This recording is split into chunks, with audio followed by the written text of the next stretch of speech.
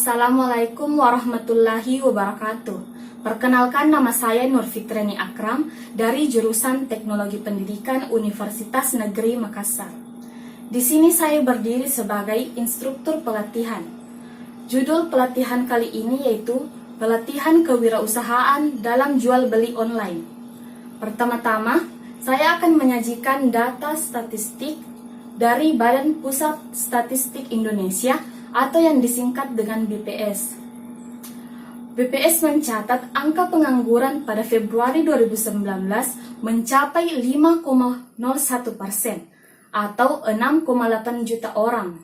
Tapi dari sisi pendidikannya, lulusan diploma dan lulusan universitas makin banyak yang menjadi pengangguran.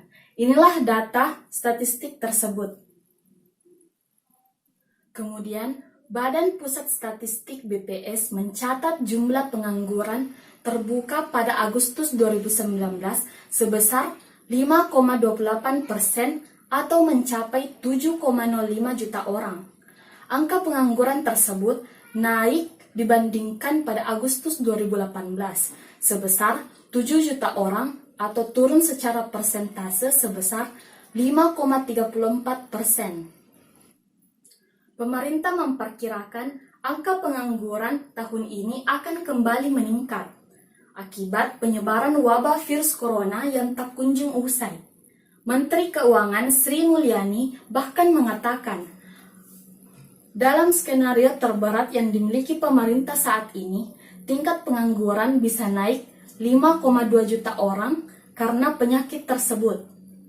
Pengangguran yang selama 5 tahun turun akan naik. Skenario berat ada kenaikan 2,9 juta orang dan bisa lebih berat 5,2 juta orang, katanya pada Selasa 14 April 2020. Kemudian saya akan menyajikan data dari We Are Social pada Januari 2020 kemarin.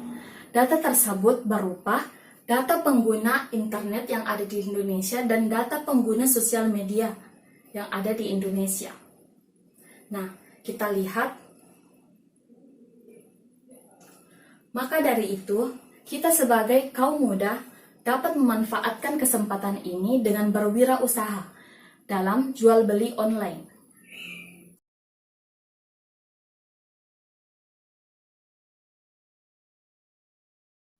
Pada pelatihan kali ini, saya akan membagi 2 sesi. Pada sesi pertemuan pertama, kita akan membahas tentang materi kewirausahaan. Kemudian, pada sesi pertemuan kedua, kita akan membahas materi jual beli online. Nah, pada pembahasan pertama, kita akan membahas tentang apa itu kewirausahaan dan apa saja ciri-cirinya.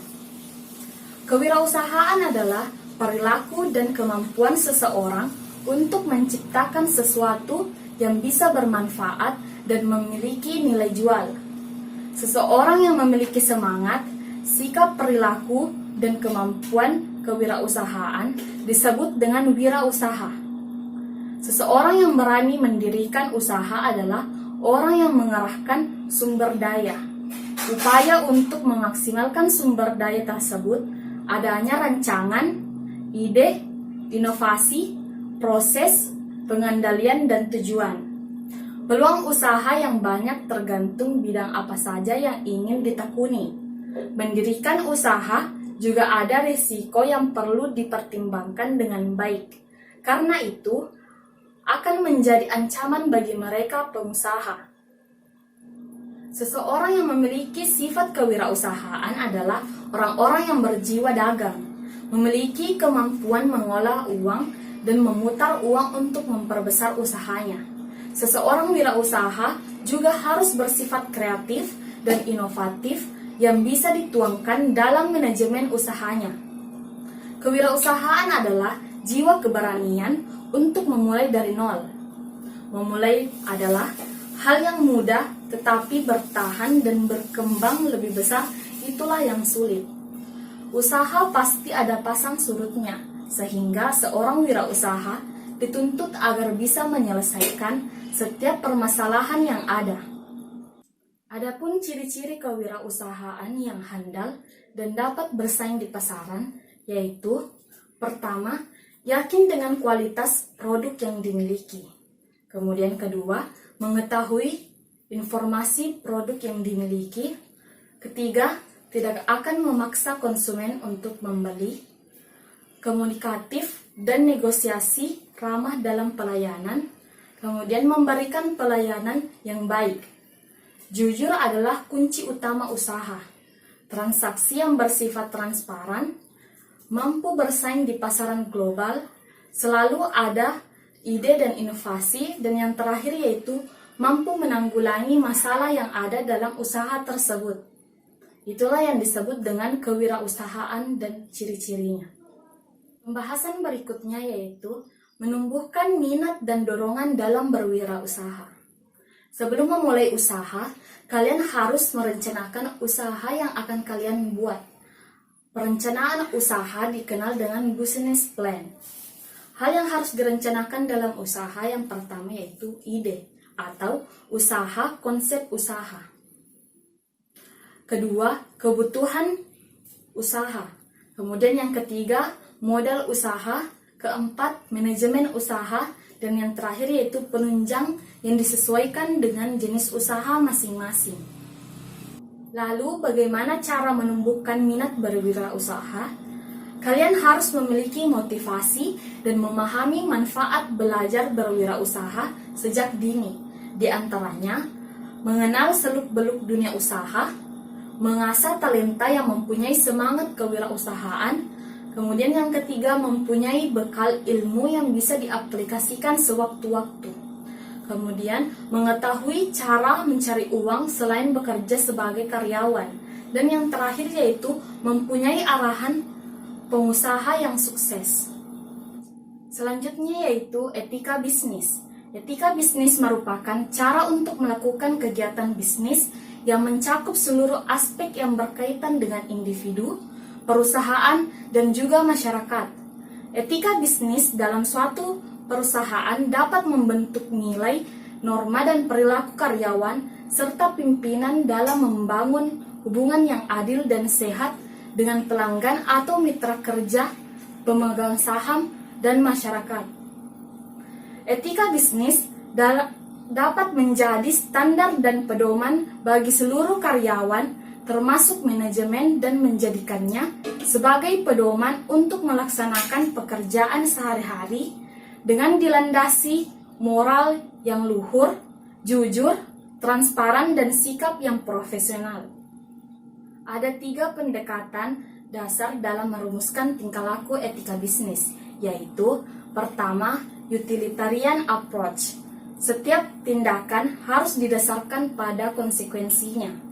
Oleh karena itu, dalam bertindak, seseorang harusnya mengikuti cara-cara yang dapat memberi manfaat sebesar-besarnya kepada masyarakat dengan cara yang tidak membahayakan dan dengan biaya serendah-rendahnya. Kemudian yang kedua yaitu individual right approach. Setiap orang dalam tindakan dan kelakuannya memiliki hak dasar yang harus dihormati. Namun, tindakan ataupun tingkah laku tersebut harus dihindari apabila diperkirakan dan menyebabkan terjadi benturan dengan hak orang lain. Kemudian yang ketiga yaitu justice approach.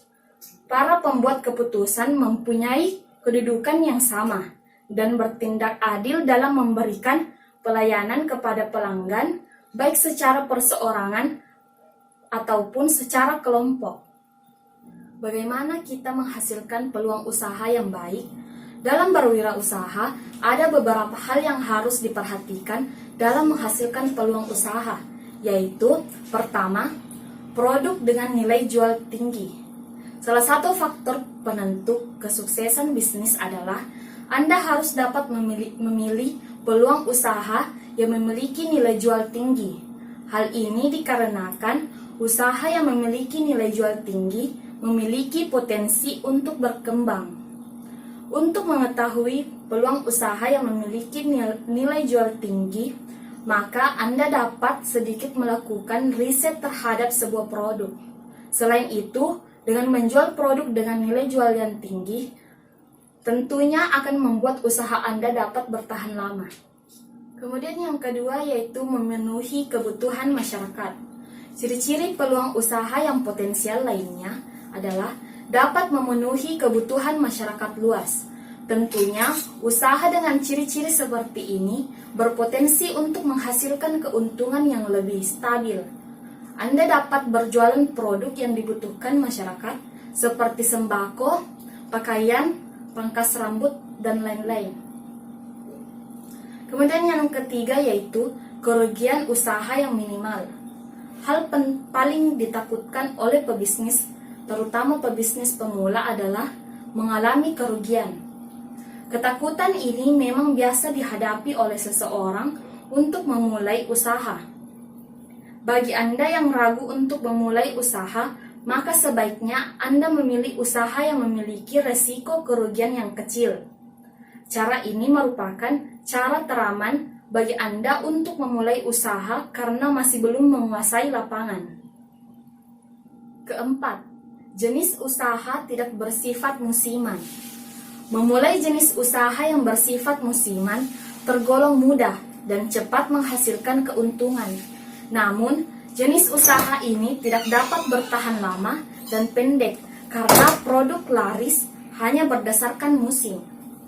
Usaha seperti ini biasanya memiliki ciri harus menunggu musim atau momentum terlebih dahulu baru dapat dijalankan. Yang kelima, dapat bertahan lama di pasar. Ciri usaha yang berpotensi untuk berkembang adalah dapat bertahan lama di pasar. Oleh sebab itu, jika Anda ingin membangun sebuah usaha, maka sebaiknya Anda memilih usaha yang dapat bertahan lama. Dengan demikian, Anda akan memiliki kesempatan untuk membuat usaha mencapai titik kesuksesan. Lalu yang terakhir yaitu ketersediaan produk mudah untuk didapatkan dengan harga yang lebih murah. Sebagus apapun potensi sebuah peluang usaha, tanpa didukung oleh ketersediaan produk atau bahan baku, tentunya akan menyulitkan Anda. Coba Anda bayangkan permintaan produk sangat tinggi namun Anda tidak mampu memenuhi permintaan pasar. Tentunya hal ini membuat usaha Anda tidak dapat menghasilkan penjualan dan keuntungan. Kita masuk pada sesi pertemuan kedua yang membahas materi tentang jual beli online. Transaksi jual beli di dunia maya atau e-commerce merupakan salah satu produk internet yang merupakan sebuah jaringan komputer yang saling terhubung antara satu dengan yang lainnya. Dalam satu jaringan tersebut terdapat satu rangkaian banyak terminal komputer yang bekerja dalam satu sistem komunikasi elektronik. Jual beli online disebut juga e-commerce adalah satu set teknologi dinamis, aplikasi, dan proses bisnis yang menggabungkan perusahaan, konsumen, serta komunitas tertentu melalui transaksi elektronik berupa perdagangan jasa maupun informasi yang dilakukan melalui media elektronik. Pengertian lainnya, e-commerce adalah pembelian, penjualan, dan permasalahan barang serta jasa melalui sistem elektronik. E-commerce meliputi transfer dana secara elektronik, pertukaran, dan pengumpulan data. Semua diatur di dalam manajemen inventory otomatis.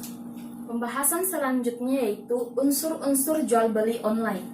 Pada transaksi jual beli melalui internet, para pihak terkait di dalamnya melakukan hubungan hukum yang dituangkan melalui suatu bentuk perjanjian atau kontrak yang dilakukan secara elektronik dan sesuai dengan pasal 1/17 Undang-Undang Informasi dan Transaksi Elektronik atau yang disingkat dengan ITE, disebut sebagai kontrak elektronik, yakni perjanjian yang dimuat dalam dokumen elektronik atau media elektronik lainnya.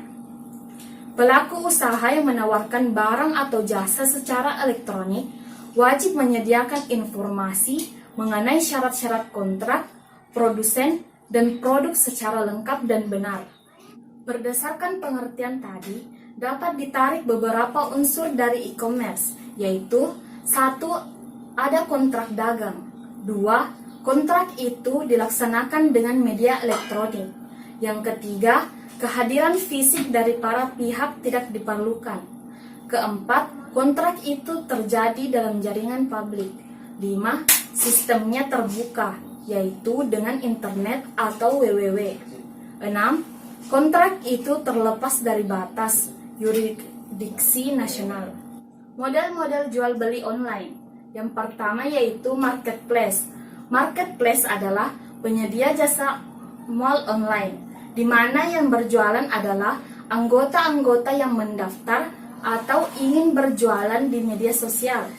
Dalam marketplace tersedia jasa keamanan untuk setiap transaksi, contohnya dalam sistem pembayaran. Yang kedua yaitu iklan baris. Iklan baris adalah bentuk e-commerce yang paling sederhana. Hal ini adalah revolusi iklan baris yang ada di koran dan dimuat di dalam website, contohnya OLX. Yang ketiga yaitu retail, merupakan jenis e-commerce yang dimana transaksi jual beli dilakukan melalui sistem yang ditentukan retail. Transaksi di e-commerce retail sangat aman, namun biasanya produk yang ditawarkan tidak terlalu banyak, melainkan fokus terhadap 1 atau 2 barang saja, contohnya Lazada dan Zalora. Memulai usaha jual beli online dengan menjadi penjual atau pembeli. Pertama, sebagai pedagang atau penjual. Langkah awal bagi penjual atau pedagang adalah mempertimbangkan atau melihat apakah produk yang akan ditawarkan akan banyak peminatnya atau tidak, dan memprediksi siapa yang akan berminat terhadap produk penjualan serta berapa keuntungannya. Langkah kedua adalah pikirkan desain apa yang akan tercantum di website dan apakah perlu menyediakan infrastruktur. Kemudian yang kedua itu sebagai pembeli atau konsumen. Kita sebagai konsumen harus mematuhi kebijakan privasi tersebut. Penjual harus memberikan informasi apa saja yang berhak diketahui oleh konsumen. Kemudian simpanlah informasi yang kita ketahui serta simpanlah kata sandi kita. Kemudian, bayarlah dengan kartu kredit. Kemudian, periksalah kebijakan pengiriman dan pengembalian penjualan yang terakhir. Harus yakin bahwa transaksi tersebut aman. Adapun tata cara jual beli online. Yang pertama yaitu penjual atau pembeli haruslah sopan. Kedua, jalur komunikasi harus lancar agar tidak terjadi salah komunikasi. Yang ketiga, gunakan pihak ketiga untuk menjamin keamanan barang dagangan dan uang pembayaran agar tidak terjadi penipuan. Tata cara khusus untuk penjual. Pertama yaitu, barang yang dijual haruslah milik sendiri. Ingat, jangan barang orang lain kalian jual jika tidak memiliki izin dari si pemilik. Kedua, berilah keterangan yang benar-benar jelas agar pembeli tidak terlalu banyak menanya. Mengapa? Karena selain dengan memberi keterangan yang jelas, barang yang kita jual juga mudah laku. Kita juga bisa mendapatkan kepercayaan dari pembeli dan pembeli tidak sungkan untuk membeli barang dari kita. Yang ketiga, tetapkan harga dan statusnya, bisa harga pas, harga nego, atau barter. Dengan menetapkan harga dan statusnya, pembeli juga pasti banyak yang melirik barang kita. Karena harga yang sudah ditetapkan dan statusnya jelas, tidak nego, pas, atau barter. Keempat, selalu gunakan pihak ketiga untuk mempromosikan lapak jualan kita. Apa itu pihak ketiga? Pihak ketiga yang saya maksud di sini adalah rekening bersama. Pihak ini merupakan pihak yang cocok untuk melakukan transaksi jual beli online apabila kita tidak melakukan jual beli online secara COD atau cash on delivery. Fungsinya adalah meminimalisir penipuan dari penjual atau pembeli. Adapun tata cara untuk pembeli, yang pertama yaitu cari barang yang benar-benar bagus dan harganya tidak overpriced. Jangan terpaku pada gambar dan keterangan, karena gambar dan keterangan bisa saja dimanipulasi. Untuk harga, jangan mudah percaya dengan harga yang ditetapkan penjual, sekiranya barang yang dijual tidak sama dengan harga yang ditetapkan. Ada baiknya mencari dari lapak dagangan penjual lainnya. Yang kedua yaitu gunakan alat komunikasi yang mudah dan nyaman. Dengan menggunakan alat komunikasi yang nyaman dan mudah tersebut, kita tidak akan mengalami kesulitan dan kesalahan komunikasi bisa diminimalisir. 3. Gunakan jasa rekening bersama. Jasa rekening bersama sangat dibutuhkan apalagi jika kalian tidak melakukan COD. Yang keempat, tanyakan pada penjual segala kelengkapan barang. Apabila kelengkapan barang dirasa memang sesuai dengan keterangan yang diberikan, kalian bisa melakukan jual beli online. Pembahasan terakhir yaitu dampak positif dan dampak negatif jual beli online. Dampak positifnya yaitu: pertama, tersedianya harga yang kompetitif. Kedua, tersedianya jasa pembelian yang tanggap, baik, cepat, dan ramah. Ketiga, tersedianya informasi, barang dan jasa yang lengkap dan akurat. Keempat, tersedianya banyak bonus seperti kupon, penawaran istimewa, dan diskon. Kelima, perhatian khusus seperti usulan pembelian. Keenam, berdiskusi, masukan dari pelanggan, dan lain-lain. 7. Mudahnya kegiatan berdagangan. Adapun dampak negatifnya, pertama, kualitas barang yang tidak sesuai dengan gambar. Kedua, barang yang diterima cacat atau rusak ketika barang dalam pengiriman. 3. Tidak bisa membedakan barang asli atau tiruan. Kemudian sering terjadi penipuan, setelah uang ditransfer, barang tidak diterima. Kelima, menimbulkan perilaku konsumtif. Keenam, rentan aksi pembobolan rekening jika pembayaran dilakukan melalui internet. Itulah tadi materi tentang pelatihan kewirausahaan dalam jual beli online. Baiklah, saya akan memberikan beberapa pertanyaan mengenai usaha jual beli online Anda nantinya. Pertama, apa saja hal yang mendorong Anda dalam melakukan usaha jual beli online? Kemudian kedua, jika Anda memiliki usaha jual beli online, apakah Anda akan mengimplementasikan etika bisnis dan unsur-unsur jual beli online pada usaha Anda? Jika iya, bagaimana Anda mengimplementasikannya? Ketiga, pada saat Anda nantinya memiliki usaha jual beli online, bagaimana cara Anda mengatasi dampak-dampak yang terjadi pada usaha Anda? Itulah tadi pertanyaan yang saya berikan. Terima kasih. Wassalamualaikum warahmatullahi wabarakatuh.